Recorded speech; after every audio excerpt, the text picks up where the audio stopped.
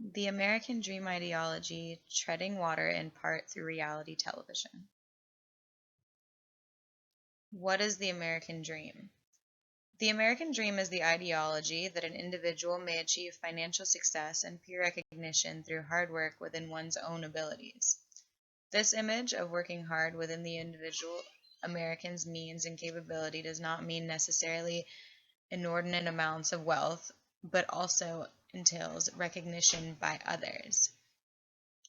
So basically, you're gaining success and able to pay all of your bills and take care of a family and all that sort of thing, while also essentially gaining some praise from your peers. How has the American dream changed over time? On average, the American dream of generations prior was to get married, own a smaller house with a white picket fence, raise a family, 2 kids, a dog, and eventually, once you're eligible to retire, you live off your retirement and you don't have to work after that. Nowadays, though, the dream is deterred to be one of successful self-sufficiency and or entrepreneurship. So basically, it's drifted to be more of a self-centered ideology as opposed to one about taking care of a family and raising your kids and that sort of thing.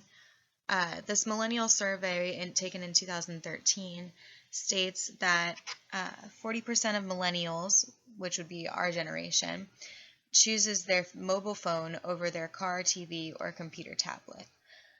Nowadays, mobile phones kind of incorporate TV and a computer or tablet sort of thing, but they are found to be very essential, not just by those in our generation, but even those businessmen who need their phone for work and that sort of thing, are able to check emails and all those capabilities. It says also that 60% of Americans prefer experiences to possessions. That is probably a bigger difference from prior generations, considering, as I stated previously, that the American dream was to own, a smaller house and own all the necessities, in order to have a successful family life. And now it's kind of shifted, people want to travel and see different parts of the world and see different cultures and that sort of thing. And that's how it's sort of changed, as opposed to being comfortable where you are and, growing up and growing old in the home that you're living in. It says also that 70% of millennials believe their American dream is different than that of their parents. And that kind of ranges true with, or remains true with the idea that the American dream has kind of graduated from this idea of, being in your own home with your own family and staying in that kind of place, and so you can live out in your days. And now it's sort of become a story of one's own success, personal success.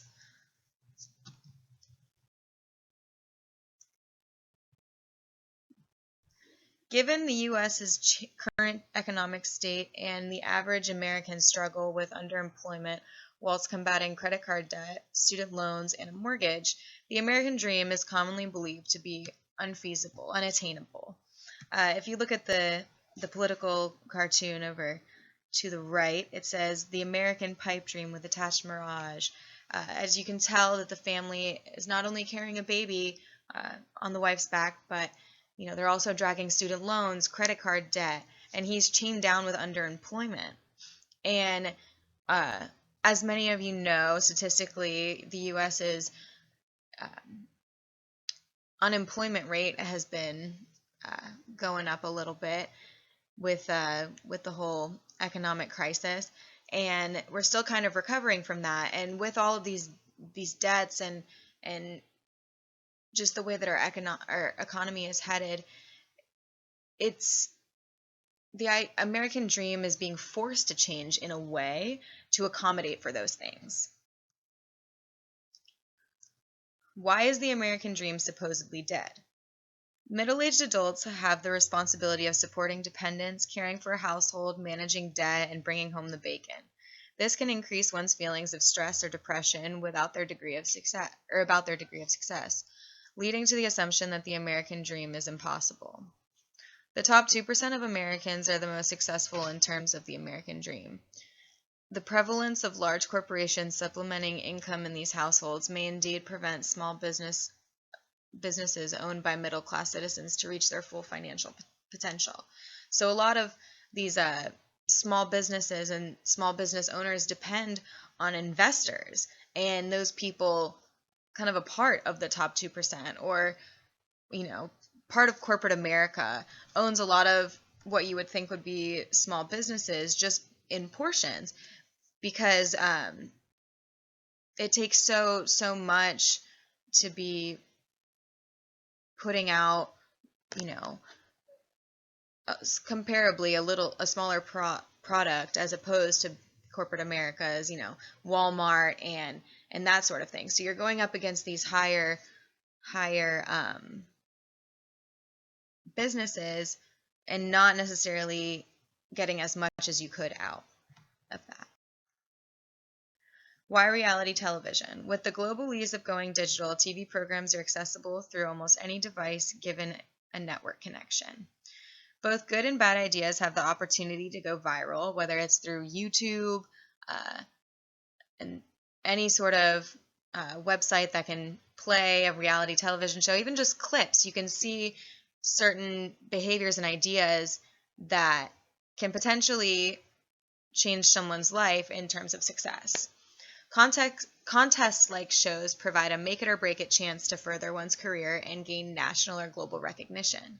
So a lot of people, especially the younger generations, look on YouTube and certain websites like that, and just look at certain videos of people singing on American Idol, The Voice, and it's so you don't have to watch the whole episode necessarily, but still those clips of these reality TV shows can gain that person very wide notoriety. Reality TV shows illustrating the American dream in practice. So Itai Hod in 2015 said this: unscripted business shows are experiencing an unprecedented boom, fueled by an interest in entrepreneurship sparked by the recent economic crisis, an emerging millennial workforce that wants to work for itself, and the meteoric rise of ABC's Shark Tank reality finance-centric dramas are quickly becoming a hot commodity. Basically, he's just stating that shows like Shark Tank, in which there are investors, a board of investors sitting at a desk, and people come in to propose their ideas for, small business sort of products like that. And essentially, it's their make it or break it chance to get backing to sell their product or to produce it. And Itai is simply saying that idea is it's growing a lot because it's giving people an opportunity to put their name out there in order to gain notoriety. On another note, Donald Trump has become hugely successful in this genre of business-focused reality. It has also helped his critics illustrate his failures as to why the American dream is dead. If you look at Trump's success in other arenas, including his high-rated reality TV show and political campaign, it appears that his Faustian bargain, basically the set aside of his moral beliefs in order to achieve high wealth or success, that bargain has not delineated the relevance of the American dream.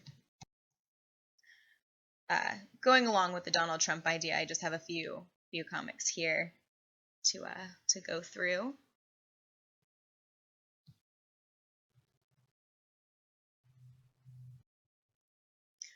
Americans achieving the dream due to reality TV. So on a different note, we have a couple of ladies here who have gone through certain reality TV shows and obviously have gained quite a lot of fame because of that. Bethany Frankel being the first example. She appeared on The Real Housewives of New York on Bravo TV, and she kind of used that that reality show, which is it's very oriented on your personal life, but she used that to market her Skinny Girl line. And initially it started off with cocktails, margaritas especially, um, but it sort of graduated into also some food products and, popcorns and cooking styles. Um, on another note, we have Carrie Underwood, which is a pretty big story, or success story. She was on American Idol in 2005. She's from a very small town. Um, she lived on a farm and kind of raised chickens, that sort of thing. And she went on American Idol to become a country singer or to try out for one. And uh, as you can see, the transition photo 10 years after, her life has completely kind of taken a 180 in the sense that she's gained complete success, tours worldwide, and her name is known all over.